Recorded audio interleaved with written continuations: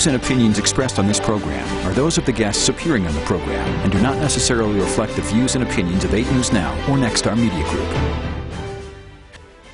Tonight on Politics Now, Nevada still on pause. What our state task force says about the rising number of cases. Plus, so we're developing messages right now and for various groups. A look at Nevada's plan to get people to take a vaccine when it becomes available. And everybody can go register, so nobody had to hack into anything. The I-Team digs into how much fraud there is in our unemployment system and how scammers are pulling it off. From 8 News Now, this is Politics Now. Thank you very much for joining us. I'm John Langler, and we start with the fight against the coronavirus. There is still no word whether Nevada will implement tighter COVID restrictions next week. Our case positivity rate is about 22%. Nevada is now second in the country for positive test percentages. Nevada's COVID-19 task force reports more active cases now than during the summer peak. State health officials estimate there are nearly 28,000 active cases of COVID-19 in Nevada. Although there is good news. In terms of the overall percentage of cases, fewer people are dying. Evidence continues to suggest, not specifically in Nevada, but nationally and internationally, that any setting where there's an opportunity for people to be unmasked has a higher chance for disease transmission. Governor Sisolak's 3-week pause on business and other activities ends next Tuesday. The state's COVID-19 response director says the governor is taking all of this new data under advisement. The FDA is expected to issue an emergency use authorization for the Pfizer COVID-19 vaccine. An advisory panel approved it on Thursday. Our Washington, D.C. correspondent Alexandra Limon has the latest. And that concludes the vote. So we do have a favorable vote. The FDA advisory panel voted in favor of approving Pfizer's COVID-19 vaccine. This after the FDA heard hours of testimony Thursday.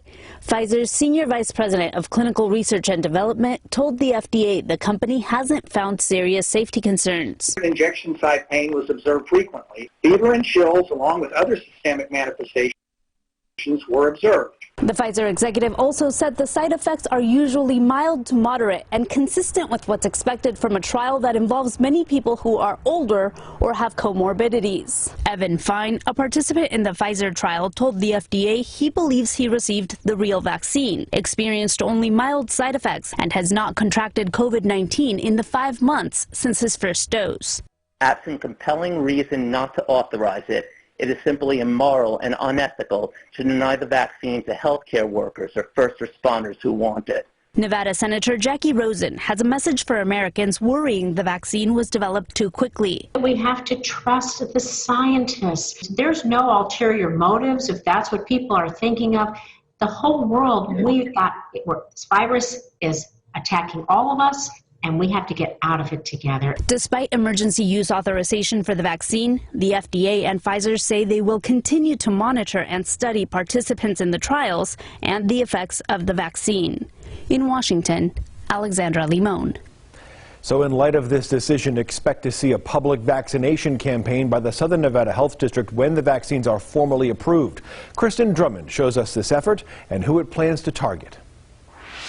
Preparing for a COVID-19 vaccine campaign rollout. So we're developing messages right now and for various groups. The Southern Nevada Health District finalizes facts to soon share with the public. We'll have a FAQ pretty soon on our website and some information there on how to get the vaccine. Joanne Rue-Piper is the Director of Clinical Services at the Health District. She says the effort targets everyone, including minority communities. We have specific funding for Hispanic families and African American families because those groups have been affected by COVID more than others. How difficult do you think it may be to try and convince people to take the vaccine? To me, it's very unknown at this point. We need to move forward Dr. Jeffrey Ebersole studies immune system responses. The immunologist at UNLV understands some question the effectiveness. The reality is that both of these companies have been working with this type of nucleic acid vaccine for probably a decade. He says the vaccine includes a part of the virus that triggers an immune response. You get it injected into your arm, your muscle cells pick up this RNA, and then our own cells actually make the antigen. The potential cure to bringing normalcy to the community with the help of health leaders. We'll use all of our tools that we can to get people to take a vaccine. Kristen Drummond, 8 News Now. So in Congress, the next step is passing a COVID-19 relief bill. The House passed a temporary government funding bill this week to try and buy more time for talks. I feel like I've been a broken record. You know, I represent the state that's been the most economically ravaged from this pandemic, and so I have been pleading with anyone I can for us to get a package way back in May. I mean, when we passed the HEROES Act, and then in September again, and so nothing gets Congress moving quite like a deadline, so I'm hoping that people on the other side of the aisle can see the need. That is Nevada Democratic Congresswoman Susie Lee. She says $900 billion in this stimulus deal. It's not enough, but it's better than nothing, she says. She adds more stimulus is going to be needed in the future. However, Congresswoman Lee would have voted for this one to get us through the year. However, Senate Minority Leader Chuck Schumer and House Speaker Nancy Pelosi, they're rejecting that proposal. Now a new deal is on the table that includes direct payments to you and me. The plan is from the White House. It is slightly more than the last package, calls for a $600 direct payment to Americans who are suffering, but does not offer additional money for unemployment. Both sides also remain deadlocked over funding for state and local governments and liability protections for organizations. And Republicans see no need to send huge sums of money to state and local governments whose tax revenues have actually gone up. Well, I think cutting unemployment to virtually almost nothing is a very, very bad idea. Both sides say they hope a deal can be reached by Christmas. A Las Vegas man is accused of putting threatening posts on Governor Steve Sisolak's official Facebook page. Prosecutors say this man named Stephen Feeder posted at least 34 times calling the governor a tyrant. Court records claim Feeder made the posts back in May. He allegedly told a detective he was, quote, very angry and upset over the governor's COVID-19 response. And one of the posts says, in part, quote, the tyrant has declared war on people, and like Hong Kong protesters, we need to arm ourselves and form a militia and fight back. Feeder's lawyer says his client never acted on what he wrote, and he has a right to free speech. To immigration now. For the first time since 2017, the Daca program is open to new applicants. This protects undocumented immigrants brought here as children from deportation. Orko Mena explains what this could mean for Nevadans. This means the Trump administration has to fully restore Daca, an Obama-era initiative. Now, approximately 1 million undocumented immigrants, including thousands here in Nevada, could benefit from it. New applications for Daca, which stands for Deferred Action for Childhood Arrivals, have not been accepted for about 3 years. But on Friday, a federal judge ordered the U.S. Department of Homeland Security to take in applications for immigrants who qualify. Daca shields certain people who came to the U.S. as children from deportation, which means they can stay in the country for 2 years subject to renewal. The judge also said approved applicants should get work permits that last for 2 years, and current DACA recipients known as Dreamers can travel abroad and return to America. There are currently more than 640,000 Dreamers in the U.S., and according to the American Immigration Council, over 12,000 Dreamers lived in Nevada as of March 2020. Local attorneys say many more can now be helped. We thought that we would have to wait until President-elect Biden came into office for USCIS to start accepting those applications, but this order is making it very clear that USCIS has to accept them. So there's no longer a waiting period. It's time to apply. Requirements for DACA eligibility include having no serious criminal convictions, arriving in the U.S. before age 16, living here since at least 2007, and earning an American high school diploma, GED, or serving in the military military. Many are calling this new order a victory for Dreamers, but the fight isn't necessarily over yet. A DHS spokesman says while the department will comply with the decision, they are working with the Justice Department on next steps to appeal. Reporting in Las Vegas, Orko Manna, 8 News Now. Next on Politics Now, getting to the bottom of unemployment fraud. We found in one case 2,000 claimants that shared the same mailing address. Coming up, the I-Team finds out just how many city and state employees have had their IDs stolen and what officials say about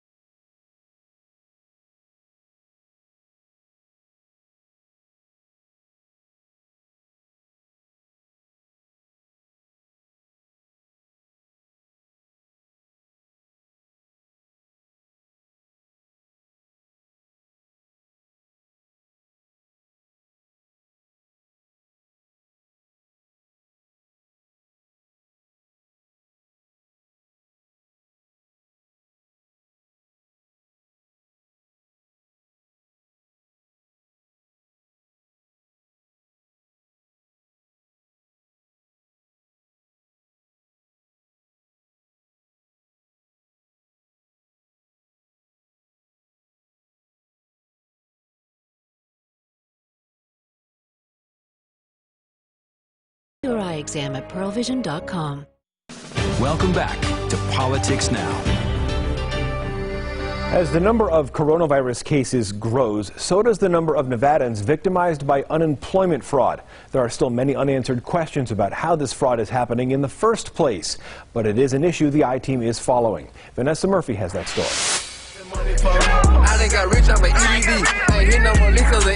From a rapper who made a song bragging about unemployment fraud and was later arrested for the crime, to a mail carrier who prosecutors say was part of a scheme to use addresses on her route to help collect the debit cards. Employment departments are overwhelmed due to job losses from the COVID-19 pandemic. Schemers see an opportunity. And fraud is so bad, Nevada's Department of Employment Training and Rehabilitation, also known as DETR, is still analyzing the numbers to figure out how much money it paid to people who shouldn't have received it. What happened, I think, initially is there was a desire to pay as many legitimate claimants as possible as fast as possible. Mike Schmidt runs a Las Vegas IT company, and he's on the DETR strike force, a group trying to solve problems at the agency, including fraud. He says his team tried to match claimants with Department of Motor Vehicle records. They're finding alarming patterns and alerting law enforcement. We found in one case 2,000 claimants that shared the same mailing address. Schmidt says the system was built for convenience, one reason why fraudulent applications weren't caught before the money was paid. Everybody can go register, so nobody had to hack into anything, nobody had to break into anything. But personal information is being stolen to file fraudulent claims. Elisa Cafferata, who heads DETR, says it's not happening within the agency. What we're seeing and what other states are seeing is that this is a result of data breaches that have happened to other companies, and the information is out in the dark web, and the criminal activity is certainly concerted. The I-Team has been trying to find out how the information is stolen in the first place, reaching out to agencies like the FBI and the U.S. Postal Inspection, which investigate the fraud. That's something we're still looking into, and I don't want to comment too soon on that. We don't have a concrete answer as to where they're getting that information from. The question is, well, then how do you stop it if you don't know how it's starting? Yeah, that's a good question. And that I don't have the answer for, but you know, the only thing we can do is we can preach prevention, just for people to check to make sure that they haven't had unemployment filed in their name, and if they find out they have, to report that right away. The I-Team obtained the numbers for some public employees who have become victims.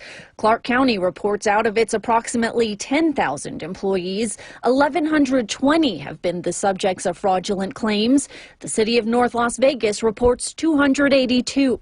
Las Vegas reports 568, and Henderson reports 615. While victims are urged to report fraud to law enforcement and Dieter, Cafferata says employers can play a major role in stopping it also. We give them a notice that a claim has been filed on an employee, and several times those employees are still working. So as soon as they log into their portal and let us know, we can stop payments on those claims.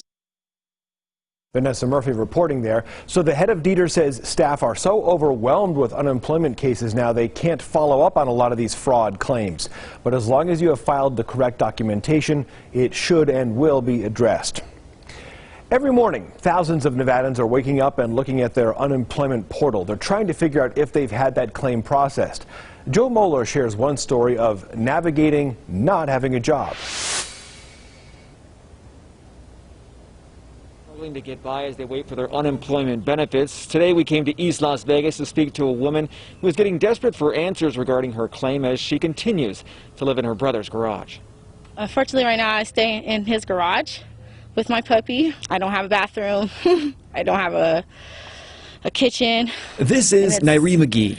It's a little hard, excuse me, it's different for me. I'm 28, I've always worked. I've never been on welfare, unemployment. She says she has to live in this garage as she waits for answers regarding her unemployment benefits. This month will be 9 months. On the 4th, it was 9 months. 9 months, no pay. She says she worked at a beauty supply store that was forced to close due to the pandemic. Right now, she relies on her mom, who lives in another state. My mom, she's like my rock. She helps me out as best she can. She told us she sent in paperwork that was asked from her twice and has one pending resolution. And they asked again in August, and I also provided that to them too. And it's just been pending. I've called, I talked to customer service reps for Dieter, and they have just let me know to just wait. She is hoping to find another place to live once she gets some benefits. After contracting COVID herself earlier in the fall, she said her job search has not been easy. 9 months after filing, she still checks online frequently. Every other day. Yeah, every other day. And praying to God that it changes, or they set an interview for me to speak with someone. McGee says she will continue to look for a job, and all she can do right now is wait and just keep checking her portal. Reporting in East Las Vegas, Joe Moeller, 8 News Now. Dieter tells us week 5 of the lost wages assistance situation that is still being paid out. It could take another week. The state trust fund that pays out regular unemployment insurance benefits is almost out of money. Dieter says that's just about 1 week's worth of payments left in that account. Federal officials have been told about this. Everyone on unemployment is still going to get that money, so Nevada instead is going to start borrowing from the Department of Labor. 34 other states are already doing the same thing because their trust funds for unemployment ran out as well. Coming up on Politics Now, President Donald Trump is still fighting. Up next, his latest strategy to try and keep President-elect Biden from taking the White House. Plus, the 2021 legislative session is right around the corner. We're going to look at some of the bills that'll come up.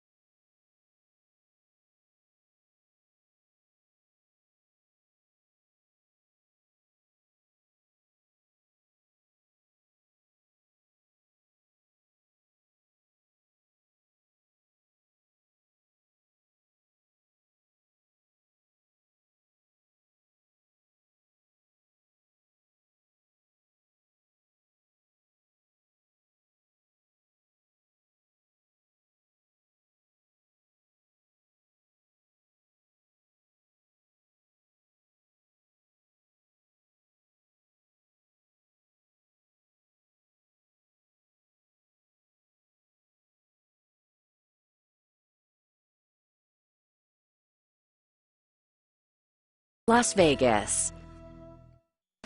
You're watching Politics Now.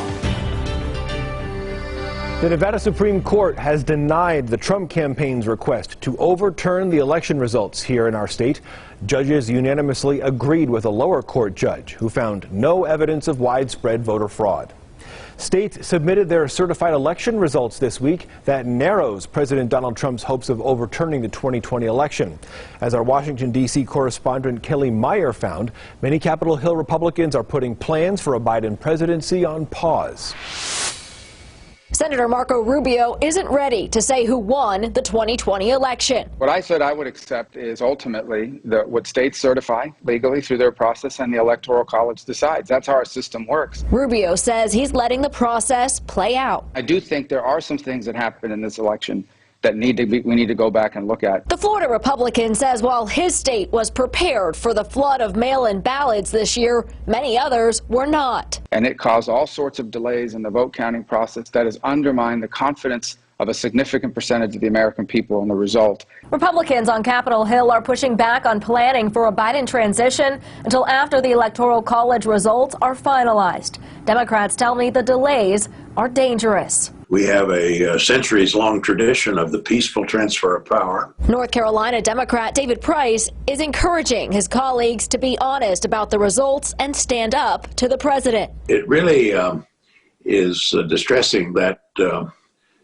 Republicans will not call his hand. Rubio says he doesn't know if President Trump will attend the inauguration of President-elect Joe Biden. He's not a politician. He doesn't operate in an orthodox way. But Rubio doesn't expect that day to end the president's political career. Look, if the president runs, he's going to be the nominee, and I think he's going to win. The Electoral College casts its votes on December 14th. Reporting in Washington, I'm Kelly Meyer. Back here at home, the 2021 Nevada legislative session starts in February. Lawmakers are busy putting in their bill draft requests, and there are already 600 of them. Several hundred have a description already attached. So let's go through a few of those on the state Senate side first. Senate Bill 3 gives Nevada judges a $30,000 a year pay raise. It applies to justices in the state Supreme Court, the Court of Appeals, and district court judges. It's sponsored by the Senate Committee on Finance. Illegal fireworks are a bigger problem every year, and Senate Bill 4 increases the fine for using them. It allows county commissioners to pass ordinances regulating fireworks and create criminal penalties. A maximum civil fine would be up to $50,000 for a single violation. This measure was sponsored by the Senate Committee on Government Affairs. Senate Bill 36 tackles the growing problem of student suicides. It requires every school board to create a committee that would develop a plan to respond to a crisis, an emergency, or a suicide. And they would also have to include specific information about how this would work during a pandemic. This was sponsored by the Senate Committee on Education. Senate Bill 39 would modernize the way the state accepts money. It would allow people to pay government entities by credit card, electronic transfer, or even Bitcoin and cryptocurrencies. The treasurer would have to get permission for this last one, that last thing I just referenced, and that was sponsored by the Senate Committee on Government Affairs. Next week, we're going to look at a few of the bills on the Assembly side that will come up in the next legislative session. Coming up next, Nevada on pause when we could hear of Governor Sisolak plans to shut the state down more.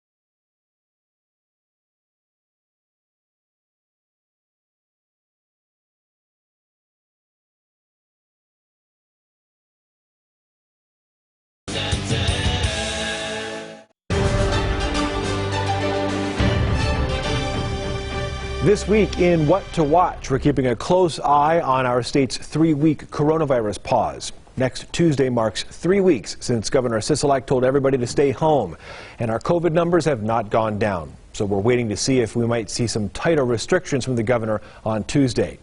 Nevada's presidential electors cast their votes for Democrat Joe Biden on Monday. The Electoral College meets in all 50 states that cast their votes. Biden should get at least 306 of the electoral votes, well above the necessary 270 to win the White House. We'll keep an eye on all of those things all week long. That'll do it for us here on Politics Now. We thank you very much for watching. To stay up to date on all the political news across Nevada, just go to 8newsnow.com, and we'll see you every Saturday. Thank you very much for watching, and have a good rest of the weekend.